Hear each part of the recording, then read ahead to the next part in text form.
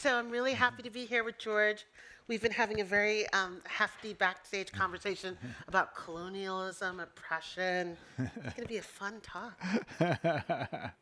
So George doesn't really need an introduction for most people, but he is an author, Guardian columnist, and environmental activist. His latest book is Regenesis, Feeding the World Without Devouring the Planet. So, I want to start by talking about the book. In a recent column, you talked about how hunger has been rising at the same time that global food production is also rising. Can you talk about why this is and what we can do about it? Thanks very much, Veronica. Well, we have a really big problem. I did a huge amount of research for this book. I read over 5,000 scientific papers. A lot of them were terrifying. But by far the scariest of all was a series of papers going back several years saying the global food system looks very much like the global financial system in the lead up to 2008. And it's got the same basic problems. Big corporations too big to fail. On one estimate, 4 corporations control 90% of global food trade. Pinch points through which that trade must flow. Literal physical ones, such as the Turkish Straits, which we now know is big trouble, the Suez Canal, which had a ship wedged across it last year. If those two things had coincided, incidentally, millions would have instantly starved. The shelves would have emptied if those two things happened at the same time. The Bab el-Mandab, Straits of Hormuz, Straits of Malacca, Panama Canal, all of which are highly vulnerable choke points through which huge amounts of the world's trade must pass. The world has polarized into super exporters and super importers, which are totally dependent on imports from those exporters. At the same time, we see all the diversity getting stripped out of the food system. So the 4 elements that systems theorists see as crucial to resilience within any system at all are redundancy, which means the spare capacity of the system, modularity, the degree to which it's in compartments or is all one, backup systems and circuit breakers. All of those 4 have been stripped out. These super dominant corporations and exporters are now very closely connected to each other, so shocks are easily transmitted across the global system, just like in the financial system before it crashed. And so we've seen this extraordinary phenomenon that from 2015 onwards, the price of food fell very sharply. There was a massive fall from 2014 to 2015, and it stayed low until the end of 2020. And during that whole time, chronic global hunger was rising. So why is that? It's because as these shocks are more easily transmitted through the system, as systems theory would tell you is bound to happen in these circumstances, they don't land on rich nations like ours because we've got buying power with hard currency in a hard currency export market. They land on the poor nations with soft currencies, and any small shock can get amplified and transmitted through the whole system. So a speculative surge on a particular commodity, a minor export restriction by one nation, and those ripple through the whole system and land with a smack on top of the poorer nations who get local food price spikes even as the global price remains low. And that seems to be the reason why chronic hunger was rising even before the pandemic, even before the invasion of Ukraine, both of which have greatly accelerated that trend. And so while there's loads of food, it's now very easily disrupted as global trading standards have been harmonized and infrastructure, ports and roads upgraded. The big corporations have said, hey, we don't need to keep reserves anymore. We just can keep the whole thing flowing. They've switched from stocks to flows. And basically our global food reserves are floating at sea in container ships. So any slight interruption of that and shelves just empty. And so we see all those vulnerabilities. At the same time, a huge part of our global food production is channeled either into farm animals, in which case a very large part of the nutritional value is lost in translation because you get much less out than you put in with farm animals, or increasingly into biofuels. And we now have a situation where 10% of the world's grain, 18% of the world's vegetable oil is being burnt during a global food crisis. It's grotesque, it's obscene, it's a crime against humanity. And yet governments everywhere in the UK, in the US, in the rest of Europe are pushing to increase the amount of food we burn. Right. So what do we do? Well, so we have to reintroduce those four elements of resilience into the global system. The redundancy, the spare capacity, we need food reserves. But we also need different ways of producing food, so we have backup systems within that. We need, I'm not talking about autarky, I'm not talking about food nationalism, but we do need some modularity within the system. You know, if it's all controlled by the same big corporations and it's all dependent on global flows of food, then it becomes highly vulnerable to shocks, especially as climate shocks begin to hit this system. And we saw a classic example here, invasion of Ukraine. In mid-April, the Indian government comes forward and says, don't worry about it, because we've got a fantastic wheat harvest on the way. We will fill any gaps left by the shortfall from Ukraine. 4 weeks later, they said, about that wheat harvest, we've had a massive heat wave. It shriveled the grain on the plants. We're now imposing an export ban. So they went from saying we're going to be a super exporter to exporting none whatsoever. And you can see how these things come together. So we do need to diversify the food supply, and we need to diversify, I believe, some of it out of farming altogether. And this is the most sort of dangerous and radical part of my program, which people hate most of all. But Bring it on. Bring it on. But by far and away, the most damaging aspect of food production is animal farming. It uses a disproportionate amount of the world's land, the world's water, the world's fertilizer, everything. You've got two streams of it. One is the intensive animal farming with chickens, pigs, cattle fed on grain, which is a super inefficient way of using grain. The other is the extensive animal farming with animals grazing on pastures, and all the food is, and some environmentalists are saying, oh, we should all switch to pasture-fed meat. Yeah, if we had several more planets. Because this is a very land inefficient way of producing food. So we all complain about urban sprawl, and rightly so, but only 1% of the planet's surface is urban. Our entire living area is just 1% of the planet's surface.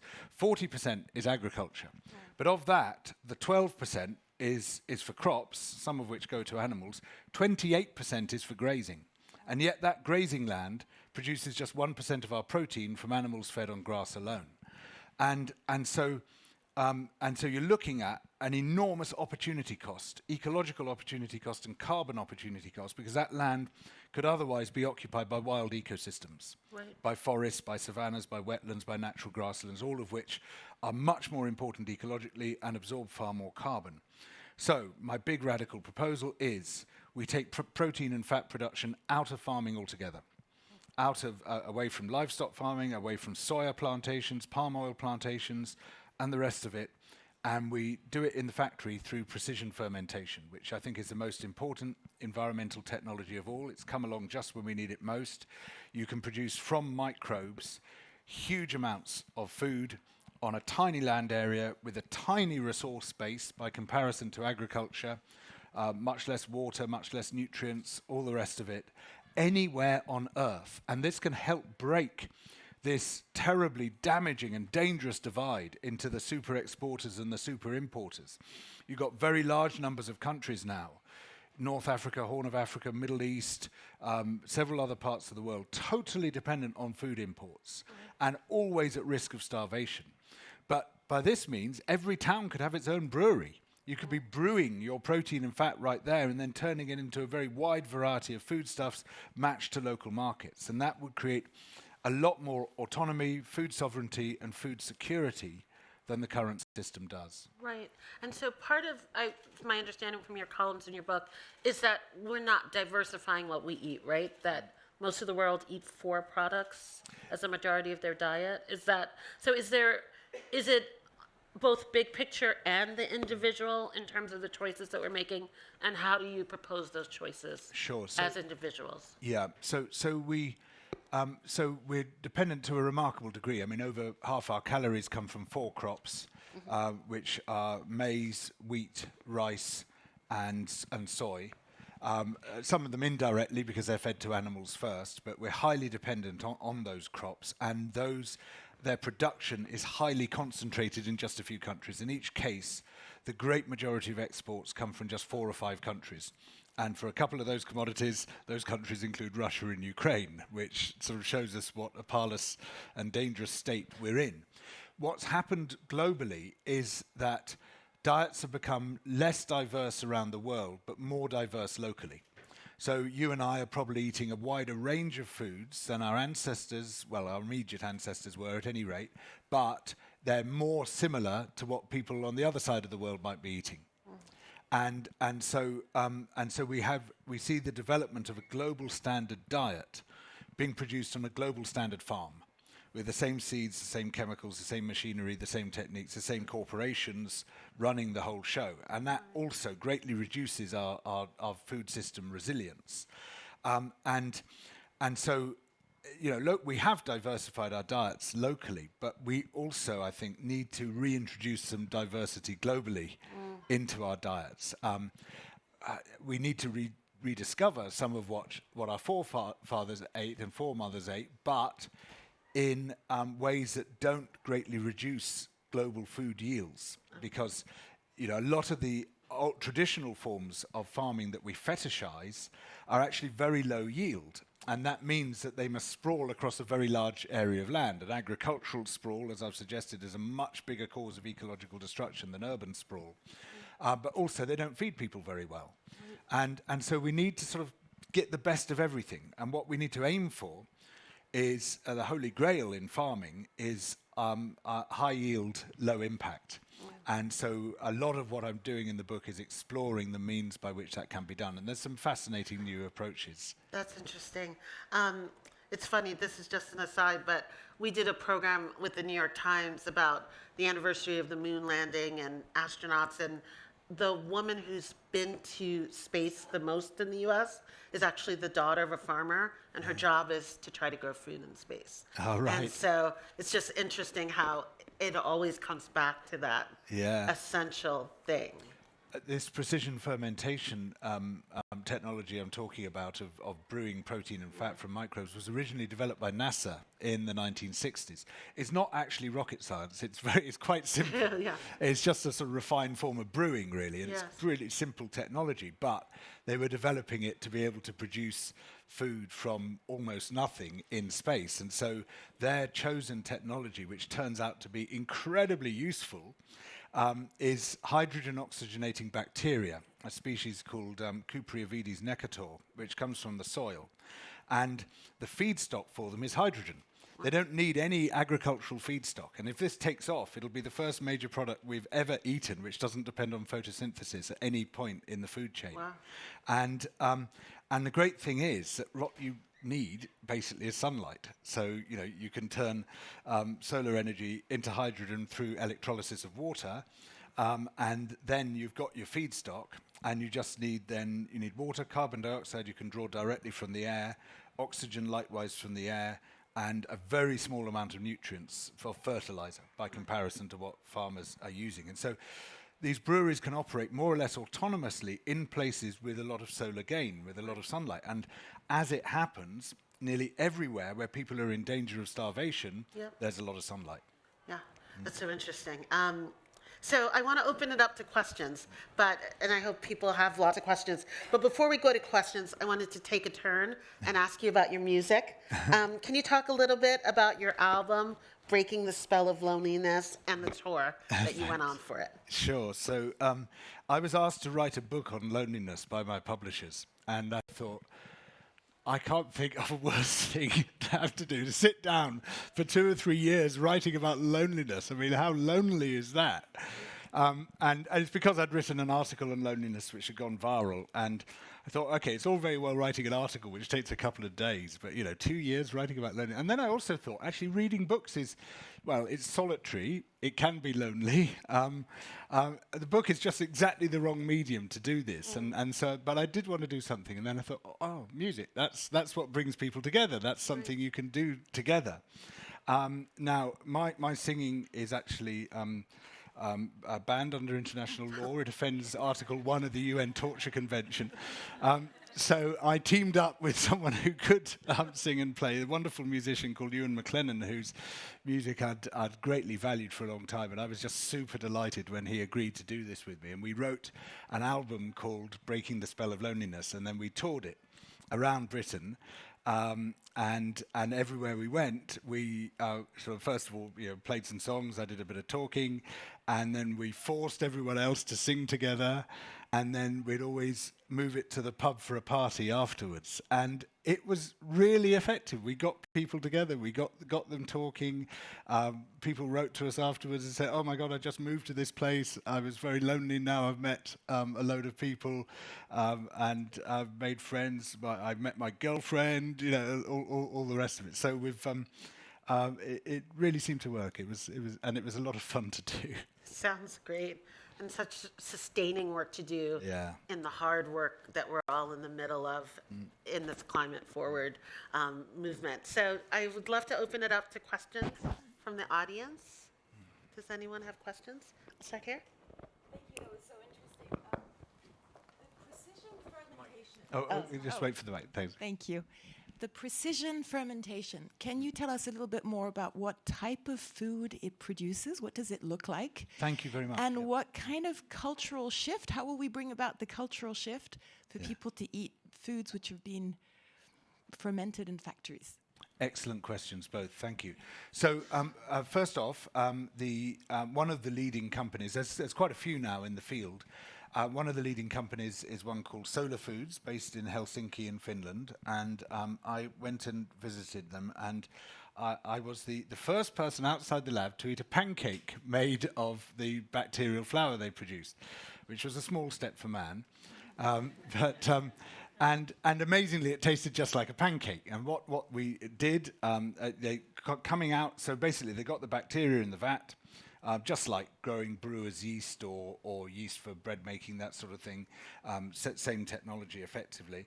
And then what you get out the end of it is this golden coloured flour, which is the dead bodies of the bacteria, but it looks just like flour, except it's sort of a lovely golden colour because it's got some beta-carotene in it. And that's about 60% protein and 30% fat. And so to make a pancake, we had to dilute it with wheat flour, because otherwise we would have made an omelette. And normally when you're making a pancake, you add your protein and fat, right, in the form of eggs and milk to your wheat flour. We had to do this the other way around. And cooked it up, and it tasted just like a pancake. It was amazing. It was quite uncanny. But they're not just in the business of making pancakes. You can basically use this through with a whole variety of techniques, from gene editing at one end to protein construction at the other, or 3D printing, all sorts of new techniques which have come in anyway in the plant-based food sector, to turn it into pretty well anything more effectively than you can with plant-based proteins. So there's a big problem with some of these plant-based substitutes for meat, in that they use a lot of soya and coconut oil and stuff, and then they have to disguise the taste of that by adding a whole lot of other things. There's also a problem with the fats, that they're too freely floating within them, and so it's greasy rather than juicy. And there's a whole load of these problems you can quite easily solve with some fairly basic technologies, which then radically reduces the list of ingredients, makes it a much healthier product and a much tastier product as well, which is much more like the things you're trying to substitute. But I don't think it's going to stop there. And I think that just as the first Neolithic farmers who captured the first wild cow weren't thinking of camembert, we're likely to see a great proliferation of foods we can't even imagine out of this new technology. It has the same potential, I think, as the agricultural revolution, to transform our diets. And it's done with so much less environmental impact. Now, there's the issue of people saying, well, I don't want to eat microbes, right, which is a very common response. And, well, the first answer to that is, well, tough, because you eat them with every meal. Your food is stuffed with them. In fact, you are stuffed with them. If you weren't stuffed with microbes, you couldn't digest your meal.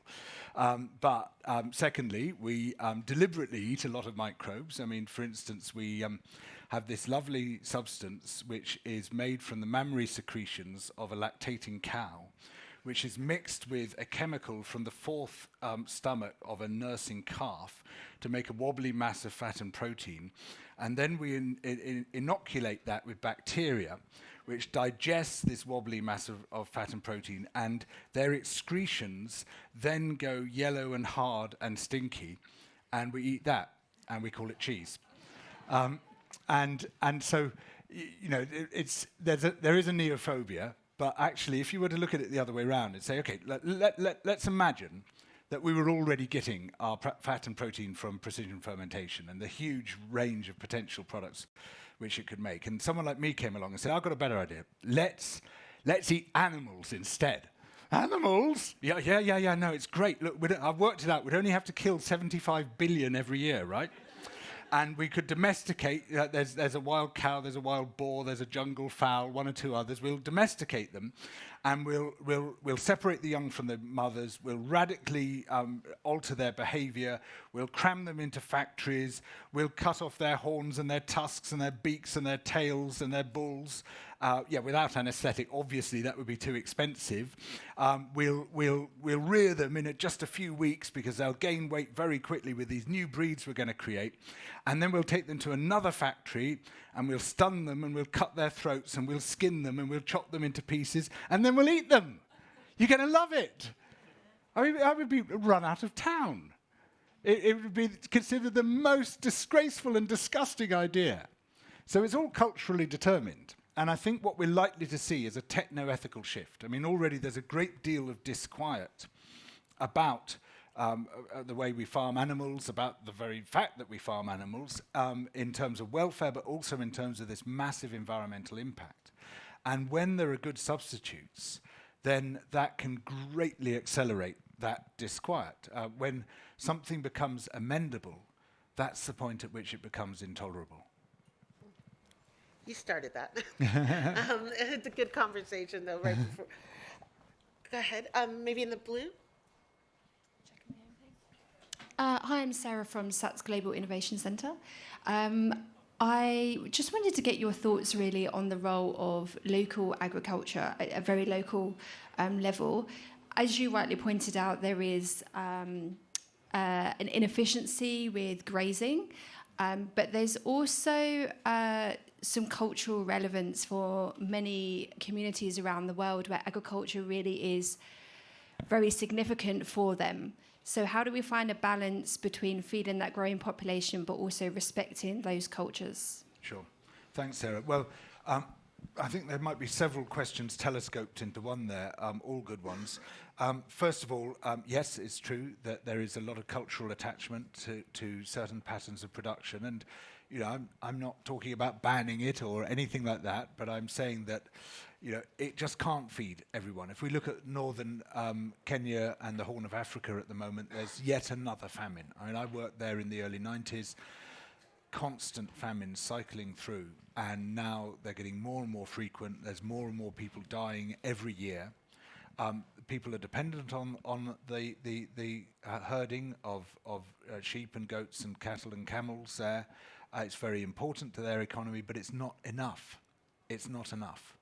So there has to be supplementary forms of feeding people there. And at the moment, people are very dependent on expensive imports bought in soft currencies on a hard currency market and highly susceptible to disruption, and on food aid. And no one wants to be dependent on food aid.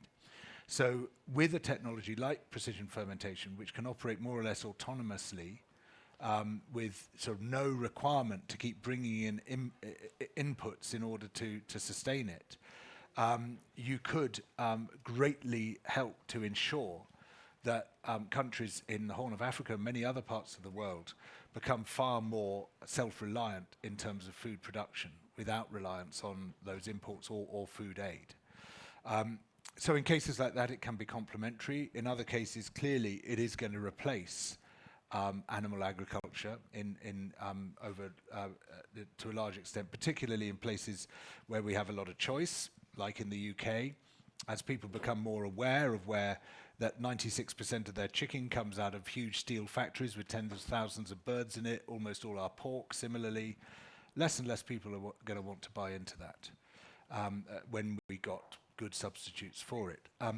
On local food, there are hard limits to the amount that we can produce locally. There was a paper in Nature Food showing that the minimum distance, average distance over which the world's people can be fed is 2,200 kilometers.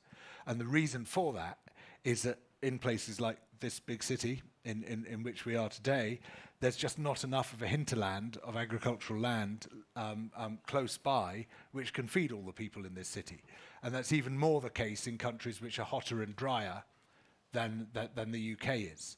So while where we can feed people locally with agriculture we should also recognize the limits of doing that. There are hard limits. And some people have tried to break through those limits by talking about, we can have vertical farming in cities.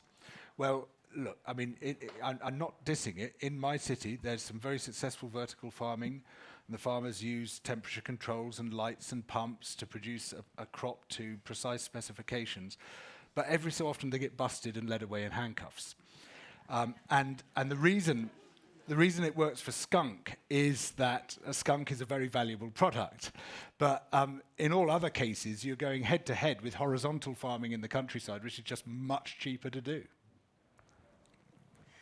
I think we maybe have time for one more question. But before we do that, I don't want to forget, Samini Sengupta was moderating earlier, and she's the lead writer on an amazing newsletter that the New York Times has begun that you can subscribe to. It's just nytimes.com/climateforward, and it's a subscriber-only newsletter. So I want to make sure that people have that information. We can take one more question. How about right here? Right. How about both of you? Yeah. Okay. Thanks. I was just ask. So make the questions quick and the answers quick as well. Yeah. It's going to require quite a big economic, cultural transformation to do some of the things you talked about. Do we have time? And if we don't have time, how do we accelerate that? Excellent question. Shall we take them both? Yeah. Good idea. It's slightly connected to it. In your book, you talk about how the food industry is actually very much consolidated, despite what we imagine. So the image of like the remote farmer, sort of very different, is in the hands of a few corporates and a few investors, which makes this incredibly challenging, right? Because their interest is against the changes that you're proposing. What do you see as the necessary next steps to make the changes that you're proposing scalable? Thank you. Both excellent questions. So I'll start with the second one first, if you don't mind, which it's absolutely a danger. You know, every aspect of the food system is being taken over by big corporates now. And this is a great danger to our food security and a whole lot of other aims. And it's the case in many other sectors too. You know, everywhere, intellectual property rights should be weak and antitrust laws should be strong. And everywhere, it's the other way around. And so we've got a real problem here. It's not necessarily more of a problem in precision fermentation than it is in the international grain trade, for example, which has got very similar corporate dynamics. But with precision fermentation, because we're at the beginning of it, we should be getting in there now and saying this should be open source. After all, nearly all the technologies in it have been developed at public expense by NASA, by universities, and the rest of it. You know, why should we pay twice for the same technologies, you know, in terms of intellectual property rights? And we should make sure that any companies which try to corner this get broken up. The same as we should be breaking up Amazon, we should be breaking up Google. You know, there's a whole load of companies we should be breaking up, but we've failed to do that. So this is a political challenge as much as it's a technical one and an economic one, and that applies in sector after sector within the food system. So Timing. Can we do it fast enough? Well, I don't think we've got time to do anything else. You know, all my working life, which is now 37 years, I've been told we don't have time to change the system. We only have time to tweak it. And because we failed to change the system, it turns out that we didn't have time to tweak it. And system change can happen very quickly indeed. Society is also a complex system, and like all complex systems, it has tipping points. And what you find is that when a new concept or new idea receives about 25% social acceptance, then it goes general. Beyond that point, it tips very quickly indeed. If you look at gay marriage, for example, within a few years went from, oh, it's impossible, to, oh yeah, what's the problem with that? And it's because very effective gay rights campaigns widened the social circle of acceptance till it hit that threshold, which a wide range of experimental and observational work suggests is about 25%. Then suddenly it was like, yeah, fine, anyone who disagrees with this is a bigot.